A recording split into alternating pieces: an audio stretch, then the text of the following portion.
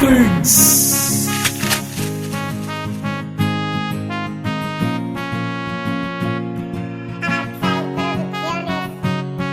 Kunin muna ang lahat, wag lang ang aking mahal. Kung ayaw mo, ikutod ko mukha mo dun sa may kanal. Hilig mo makiano, ang target mo ba aking GF? Pwes ako makakalaban mo, ako ang kanyang BF. Hindi ka nang gagapangin at iyong masusungkit. Ang GF ko'y pihikan, hindi yun easy to get. Wag ako, wag siya, kami ay nagmamahalan. Sa iba ka na lang pre, doon kang makipagmahalan. Asa ka na makuha ang mahal ko na prinsesa. Mahal ako nun, kaya wala ka ng pag-asa. Hindi ka na babagay, karibal ko ay alis. Wala ka pa sa kalingkingan ko, kaya ikay alis. Pwede ba, pakiusap lang ay lumayo ka na. At pwede rin, ha?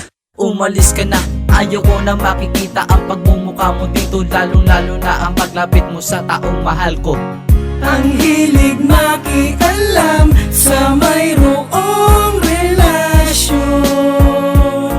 Bakit ang taong mahal ko pa pwede bang sa iba na lang? Wag na ang mahal ko.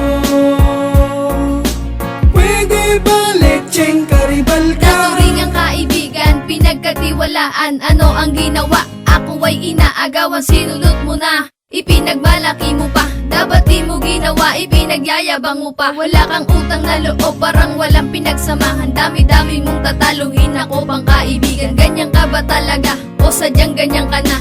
Mahilig manalo, bakit ang GF ko pa? Pasensya ka, wala na tayong dapat pag-usapan pa. Tinalo mo na ako, kaya dumistansya ka.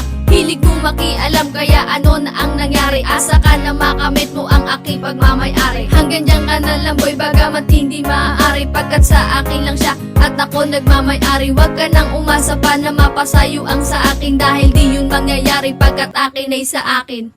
Ang hilig makialam sa mayroong relasyon.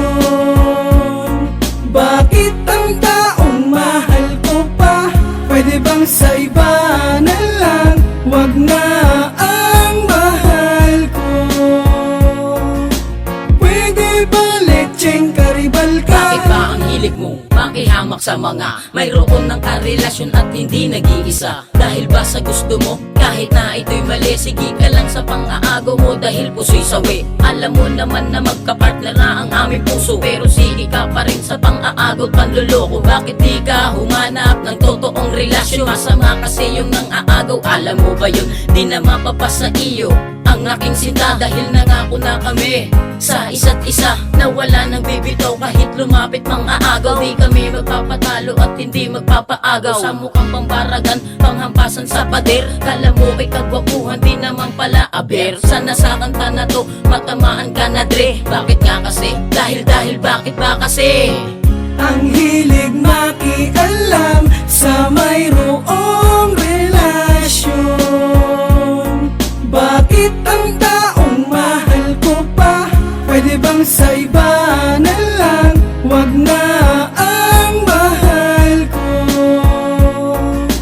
Pwede ba lecheng karibal ka? Ang hilig mong makialam, ang hilig mong makiano sa relasyon namin, ikay nakiano. Grabe ka, halos wala ka ng patawad. Pati sa GF ko, ang galing mo ding huminga. Mahapdi ka na, hindi ka na nangingilala. Wala na yung dati na ang tawag sa'kin tropa. Pinalo mo na ako pero sa akin ayos lang. Ngunit bakit ang GF ko pa ang napagtripan? Hanggang dyan ka na lang boy, hindi ka sa'kin papasa. Kahit maglaway ka pa sa akin, di mo makukuha. Di tayo mag-alibel pre, layuan mo siya. Kahit na anong gawin mo, di sa'yo mapupunta. Walang sa'yo nakuha mo, pagmamayari ko'y sa akin. Bagamat siya ay sa akin, ang akin ay sa akin. Kaya umalis ka na, wag mo nang ipagpilitan. Doon ka na lang sa iba makipaglandian.